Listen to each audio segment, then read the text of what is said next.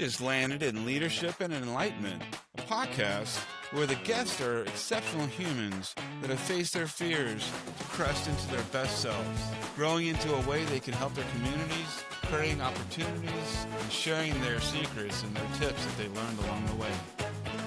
Without further ado, here we are, my friends. Have a great time today and enjoy Leadership and Enlightenment.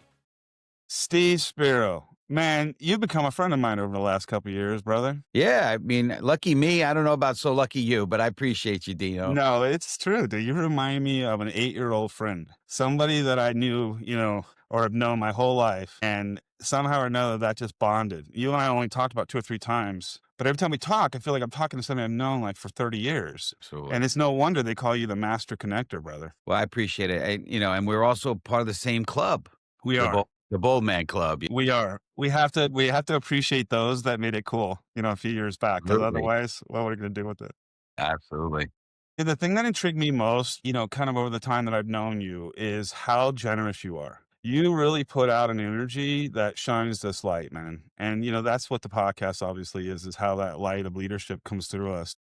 But I always love to peel it back a little bit and start, kind of where you came from. High school's a good place. A lot of us, kind of kick in around there. But wherever you want, man, how'd you kind of come into this picture? It's crazy. So picked on, bullied, learning disabled, dyslexic, introvert by all means. My best friends growing up were characters on TV, people that couldn't hurt me. Captain Kirk from Star Trek, Ralph Crandon from The Honeymooners, and Felix Unger from The Odd Couple. And I found comfort in my room, in my solitude, in my, imagination, right? And so fast forward, bullied, like I said, and, there was a lot of people that wrote me off, but I always had an edge about me. I wanted to prove people wrong. Mm-hmm. And I had some talent, artistic talent. And I went to high school and college for advertising, got out of college, couldn't get a job, start a company, and then eventually also around that same time, 1983, started training the martial arts. So got a couple black belts. Unfortunately, the people that bullied me when I was a kid, I wasn't able to go back in time and their business, but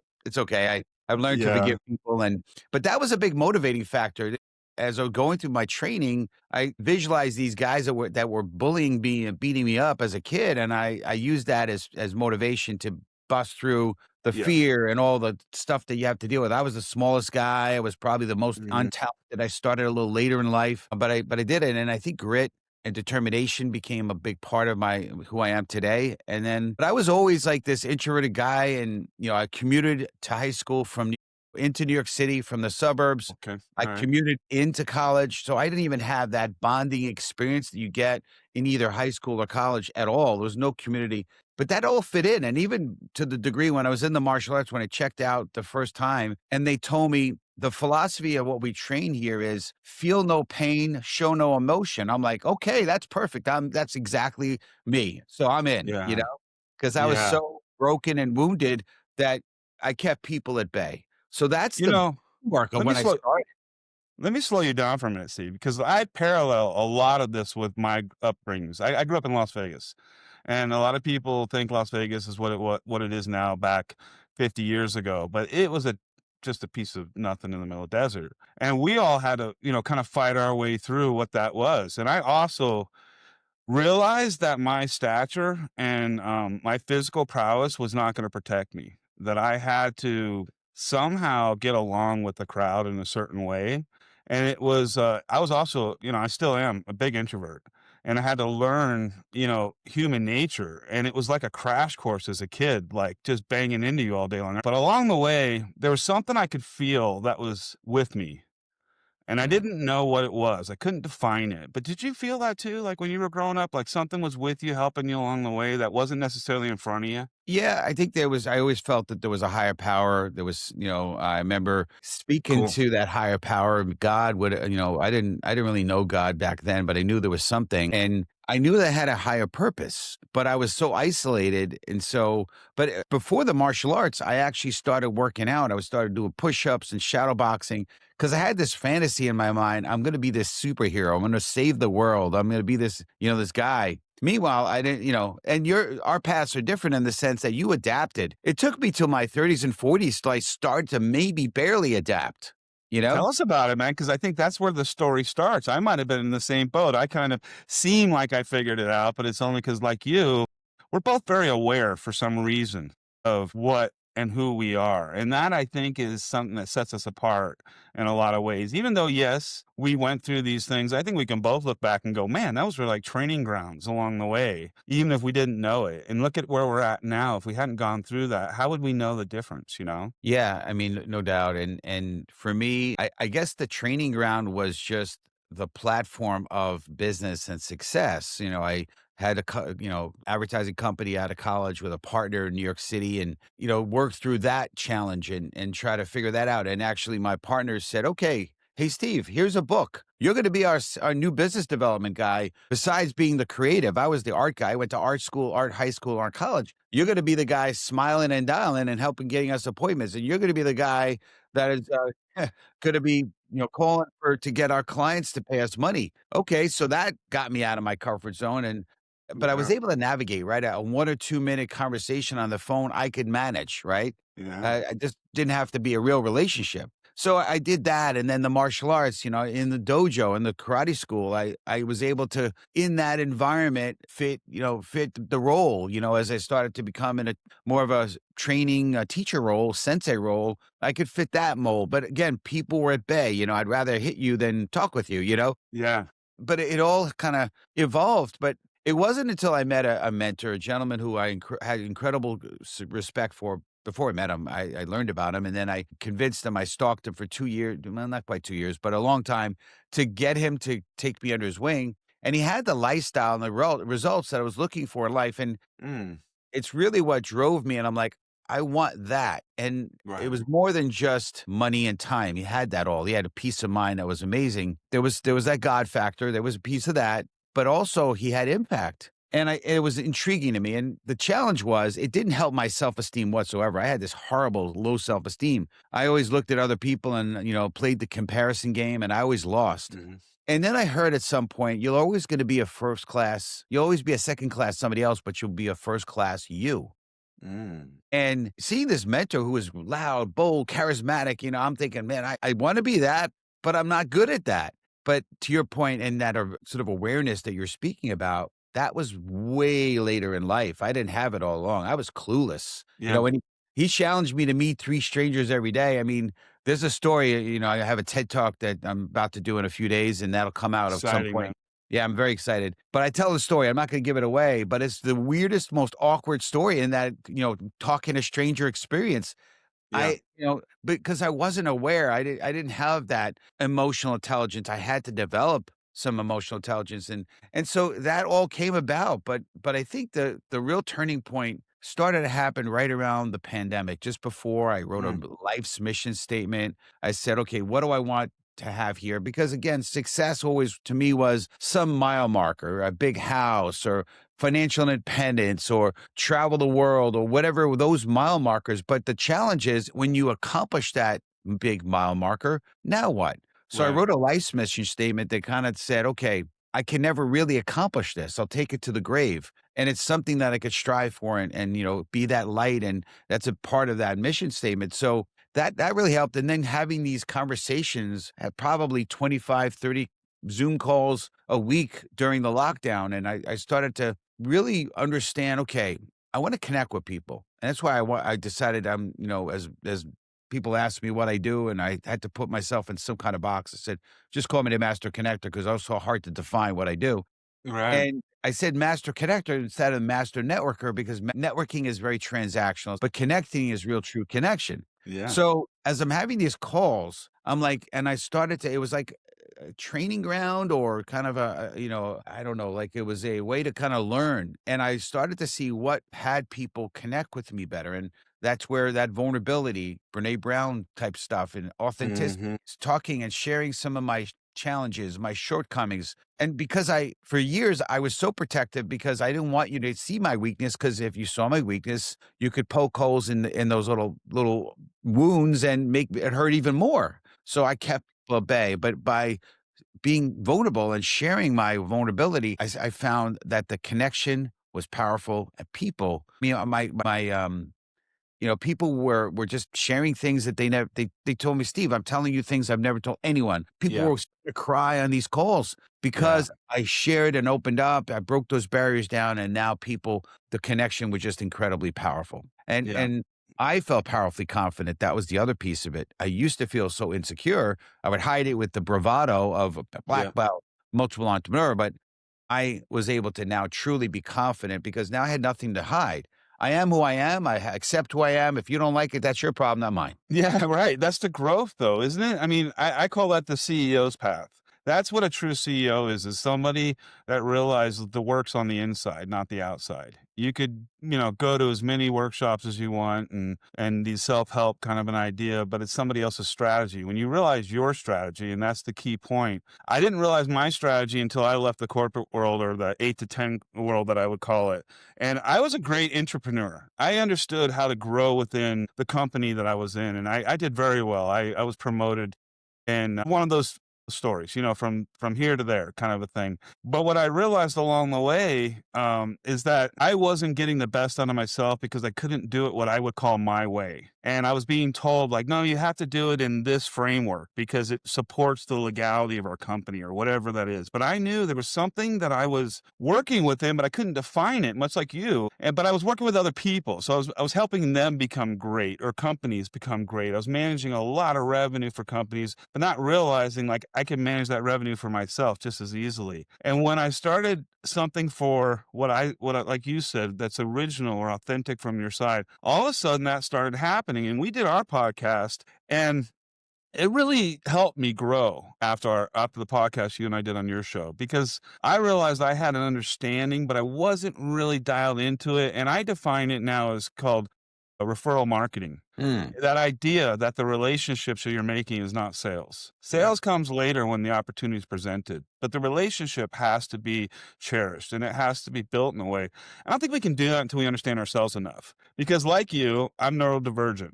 I sit in all the spectrums. I'm not overly weighed on all the spectrums, but I have to deal with these in some cases when I get really tired. And my dyslexia, for a long time, for me, I saw as that thing you hid from people, not realizing it made me a superior thinker in a lot of ways, and the reasons why the promotions happened in life. And now that I embrace that, I realize that creativity side of me that I let out now and I work within, it brings a stronger energy into this equation. And much like you, I call it like the etherical bank. If you invest into your day and you put these coins into it, no matter how you do it, but you do it from this value standpoint, man, that reciprocally comes out some other way. It doesn't need to be 1 + 1 = 2 anymore. I even say, like, could you create a spreadsheet that was a circle and it didn't have a bottom line? I mean, like, this is the way I see building relationships in business now. Yeah. I mean, you just throw a whole lot of great stuff at me. I don't even know where to go with that. But I do want to say one thing. After the advertising and marketing career, I wound up going into sales, and I went into hardcore door to door type sales, and I had to figure it out. Also, I mean, again, the typical salesperson, is known, and this was copier sales. So I think on the evolutionary scale, below the chimpanzee and the orangutan is the copier. So I was that. I didn't wanna be the typical guy because Yeah, number yeah. 1, I didn't think it would be effective. So what I started to learn was sales. I love the referrals. I got a lot of good business through referrals, but also even outside of that, it was understanding, number 1, asking enough questions, listening, really caring, and understanding and finding some needs. And once you find someone's needs, they'll move heaven and earth to get it. I think that's straight out of Dale Carnegie, How to Win Friends and Influence People. Yeah. So that was versus trying to push something on somebody, give them something they don't necessarily need. You find out what they need, and then if you have that you can offer them, sure. What's the timing on when you want to have that? And they say, yeah, I'd like that in like next 3-4 weeks. You got the deal closed, basically.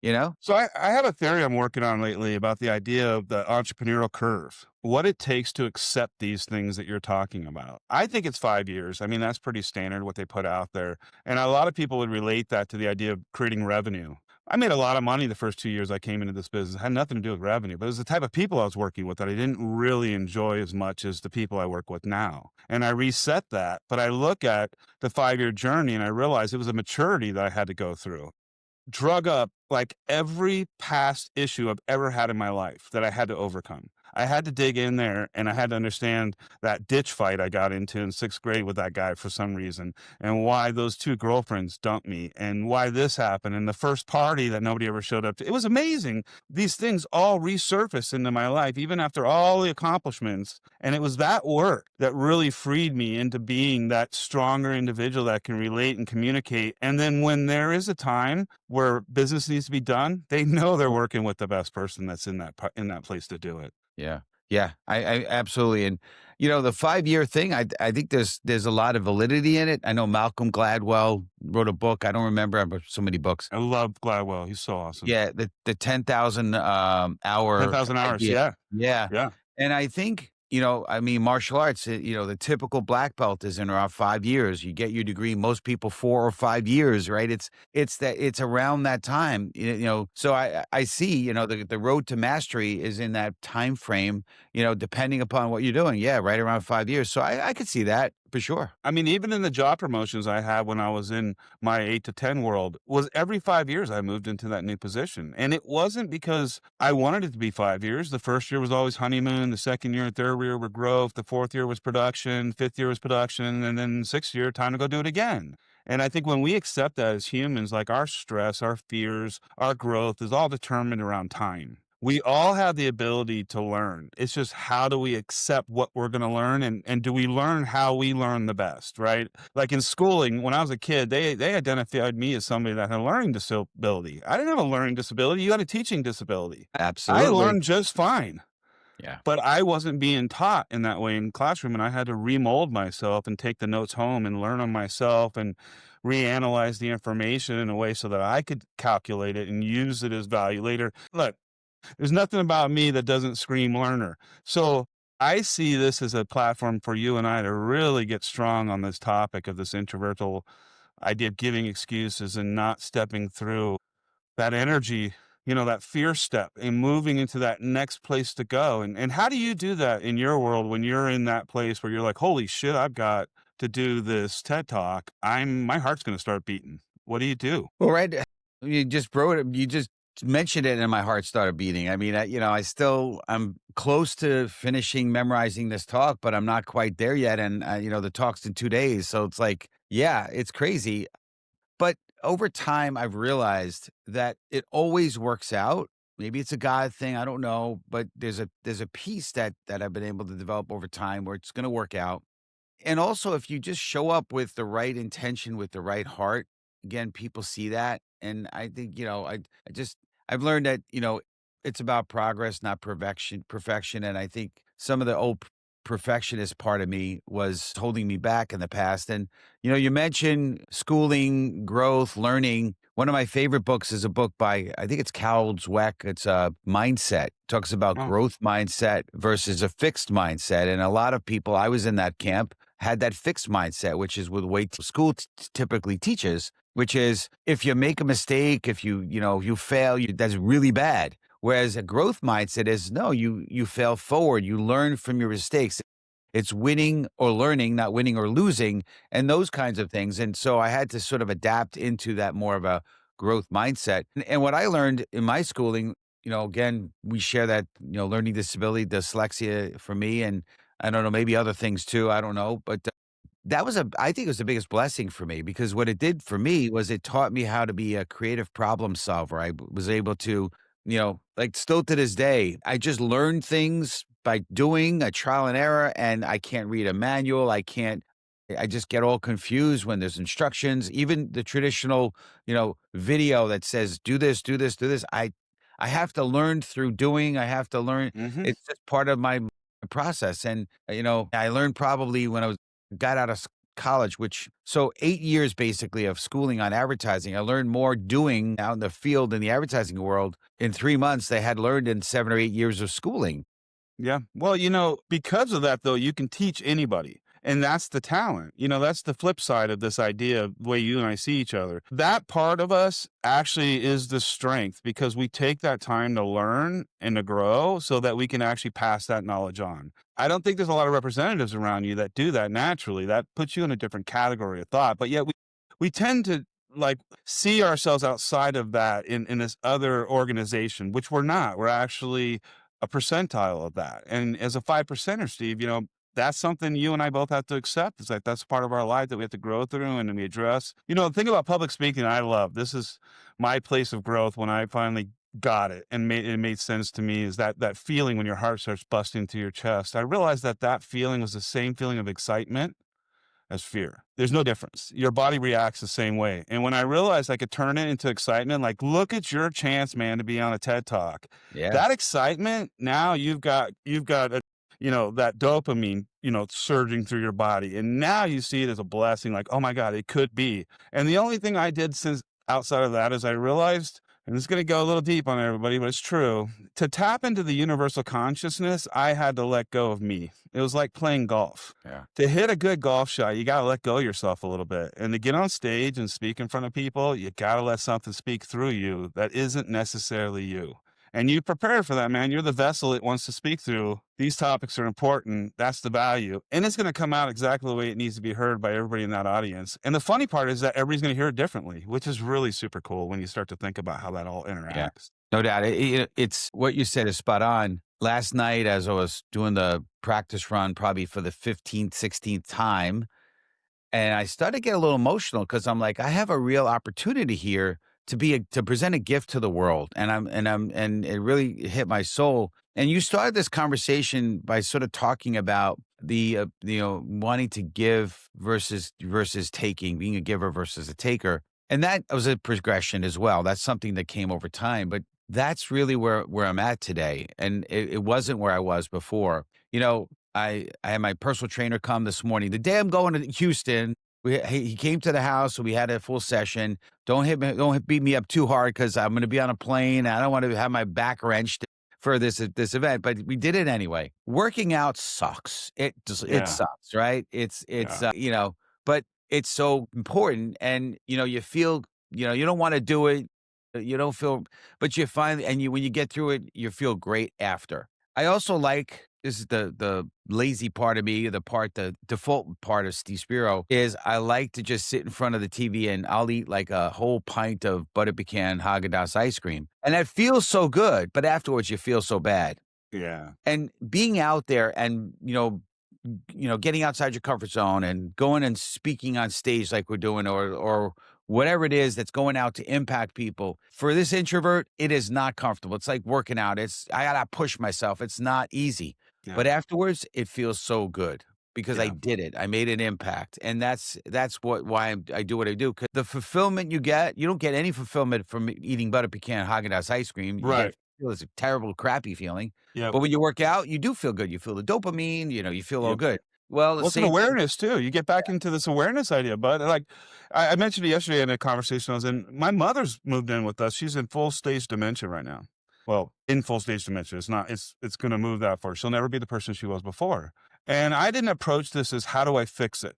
I approached it as, okay, I got 90 days until this feels comfortable. I need to step up every day of these 90 days and have that self-talk with myself. Like, it's going to be all right, bud. Hang in there, man. And 60 days in, we figured it out. We're already in a flow and it feels beautiful. And in another 30, it's going to feel like it never happened. And I constantly remind myself of that, like you're saying about this growth margin. Those steps that we talk about, they can be taken in progression in time. They don't have to be Yeah, taken in a week. that's right. Somebody's hearing this and they're like, I want to grow. This starts with you making a small commitment to yourself somewhere down the line that you're going to do something that makes you feel uncomfortable. And then you're going to step through that uncomfort and you're going to see what's on the other side of it.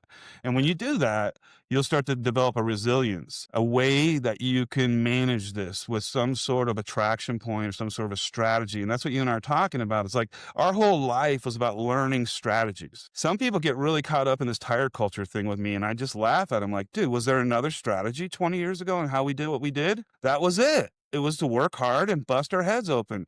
Well, now we don't have to do that anymore. Now we can use resource and innovation and creativity to create a lifestyle, or hopefully get yourself into a quality of life that you really can find balance and enjoy and give into your settings like you are. And dude, I think, whether you realize it or not, you're an amazing mirror. You bring the best out of me when I see you. Your audience is going to see the best in themselves. Those little imperfections, man, those are the endearing parts of us that people love to see. So the perfection really doesn't allow them to enjoy you. So let it be endearing. One of the greatest speakers I've ever seen in my life, say what you want about him, Joel Osteen is amazing with an Yeah. audience. The guy can do it. And, sometimes he makes a flubber on purpose so that there's a section of his audience that feels endeared because they don't want to see him as perfect. They want to see them like themselves. And I think that that's what an audience wants to see is like, oh, I agree with Steve. I'm just like him. Or wow, I wanna be on stage like Steve. I think I can do that. Yeah. What do I need to get to that place? And they see this 20-year journey in themselves, and they realize, like, "I'm going to work. I'm gonna go find Yeah. a Toastmasters class. I Yeah. think that this is possible now." And that was, to me, what I think the beauty of mentorship and mirrors are. I've had some mentors in my life too. When they showed up as a mirror, I was like, "That scares the crap out of me." And then I realized, like, "Oh, because that's my biggest self I see. I can be that." I didn't realize that I could be that big in my own dream. And when you start to realize it, it's scary at first. You don't realize what you're seeing in front of you. That thing that scares you is your best self. But when you start to drive into it and you start to do things and you take those steps, there's never a better day in your life. You'll always feel as great as you are in the day that you're trying as the day you succeed. It's about the journey, right? It's absolutely right. And, the journey of 1,000 steps starts with, the journey of 1,000 miles begins with one step, right? I think One that's thing. Lao Tzu Yeah, or somebody. Yeah. so true. And, inch by inch, everything's a cinch, yard by yards. It's hard. And so just take a step. One of my fellow TEDx speakers this weekend is her talk. I think it's going to be incredible. I think it's going to be, she's this little Vietnamese lady, and her talk is start without a map because I everybody love. wants everything mapped out for them. Yeah, yeah. And it's like sitting at the light going on a journey from New York to California. I wanna make sure all the lights are green before I head out. Right, right, right. No, Come so on, true. What a you great know? topic. Yeah. I mean, I won't tell my analogy. I've said it a few times in the past, but yeah, the day I started on this little adventure, it sounded like somebody said, just start walking that way. And I go, it's a big desert. And they're like, yeah, start walking. And then somewhere down the line, I started seeing a path that others walked. And I went, I get it. And then I saw blue and I'm like, I'm going to the water. And then when I got to the water, I'm like, shit, I got to jump in and do something with this now. And now I'm like, I want a boat. And now I'm like, I want an island. And these are the things that you start with on that first step. But if you don't, and you just stand on the dock and look out over the horizon and hope one day that happens for you, man, it's a messy start, brother. That's, one of my co-writing partners, she put out a book recently with me. And that's her thing is like, it's a messy start. Take action now. 2026 has already moved past us. It's already moving without you. So you got to go. I love the way she wrote the book. If anybody wants to check it out, it's a really, is how's 2026 going to treat you? And That's the title of the book?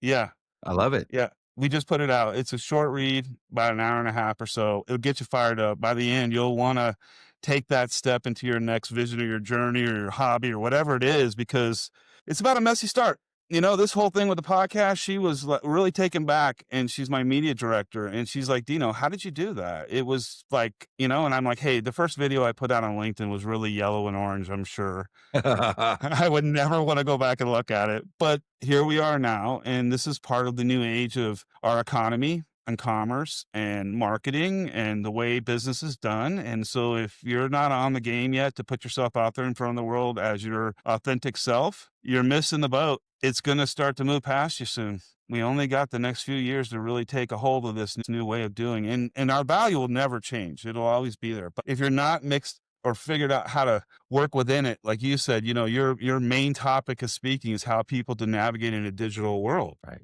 Yeah. Yeah, it's because it's created a barrier, that screen. I mean, how many people have text message muscles or email muscles? They're so bold and, ballsy, excuse the expression, through messaging. And then the minute you get on a call with them, they're meek as ever. Yeah. But so we got to break that barrier. We got to break the screen. We got to go past the screen. I know we're on a screen here, but I mean, people have, 30,000 followers and connections on LinkedIn. And there's a good chunk of them that never want to get on a call. I'm like, why? Because you're just gonna Me hide too. behind it, you I know? don't understand that. That's Yeah. my biggest joy is starting a new conversation with Yeah. somebody and for them to realize within the first 5 seconds, oh, he doesn't want anything. I'm like, no. Like, I love that when they ask, like, what do you want to talk about? I'm like, Friend stuff? I don't know. We'll figure it out. Like, it's just 15 minutes of your life. Honestly, I'm sure the value of the people that are connected around me at some point when you need that is going to be way worth the time to say hi to each other. And recently, I've made it a 2-call rule. It's not, I don't try and do it the first relationship call and the first call anymore. It's Yeah, you like, can't. let's do a top layer and then I'll talk to you in a month. And if we Sure. do, then I'll know there's something that we're actually working on. And if Yeah, I we like to say don't, you then, you you you know, let the young kids play in the sandbox first before you start talking big kid stuff. You know, people wanna do business with people they know, like, and trust, so how you gonna start talking about business stuff before you gotta get to know each other first, get to like them, yeah. know each other. Well, and let the universe work within it too. And Yeah, that's been my big thing for this new year coming in. It's like, yeah, okay, I'm going to plan 20% into this scenario that I'm in and leave 80% available for it to work within me. I know the right things are going to come out of my mouth when I'm in this situation. yeah, I'm not worried about that anymore. I'm not going to roll rehearse in my head on the drive home 16,000 times like I used to in my business world. I'm going to trust that I've done the work and that whatever comes out of my mouth is going to be the right thing to say. And when I get done with it, if it wasn't, then there's a learning lesson behind it. Like, how did that turn out like that? I really want to figure out, like, that didn't go the way I thought it was. What was the usually it's a pretense, something that I didn't something I expected to see rather than allowing it to happen, and yeah, that really was a barrier that I had to break down through too. And so it's fun work when you start to really dig in, but I think anybody that wants to get into a business format, take a hobby, move it into your lifestyle, has to accept the timeline and has to be prepared in their setting of life to live within that timeline, whatever that means. So you can't leave with your corporate stuff and going into an entrepreneurial world and expect to hold your corporate stuff along the way. You're gonna have to reset, burn all those boats, and start over again and build a new life around whatever this next step is, and do the rich absolutely. dad poor dad thing. I mean, it's all about getting a handle on yourself. I love it, yeah, no doubt. What do you want to leave the audience with, brother? How can they get a hold of you? Oh, yeah. Well, first and easiest way, you can just go to stevespiro.com, STEVESPIRO.com. I am heavy on LinkedIn. If you go send a connect request, or you might have to follow because I'm at 30,000. So send this, try to connect request regardless, but either way, follow me. And then I got to clear out some people that aren't active, and I'll open up to connect with you. But there's that. And if you're interested in hiring me as a speaker or learning more as me as a speaker, you can go to master-connector.com. We also have the Master Connector show you alluded to, right? Which is, you were a guest on our show. We were honored to have you, Dino, and it's masterconnector.show. So Master Connector, one word, .show is our show website. But I do have a YouTube channel as well, but I'd love to connect with you if you're listening to this. I'd love to see how I could be a blessing to you. You know, these calls that I like to get on, I start with, "Hey, I'd love to hear your story. I'll tell you mine, and we can go from there." And the biggest thing at the end is I look to add value, not to try to get or sell. I want to see how I could, be a blessing to you. Is really that's how I end. What can I do to be a blessing? And so the reason I'm on here because you've been a blessing to me in my life, and I appreciate you, Dino. And I'm just here to serve and give back because you've given a lot to me, and I want to make sure I give back to you. Oh man, you're a gift, brother. We'll leave it at that. Have a beautiful afternoon and best of luck on the TED Talk show, bro. Thank you, Dino. Well, there we go. Another amazing example of the universe working in its magnificent way today. Appreciate you showing up and look forward to seeing you again at Leadership and Enlightenment.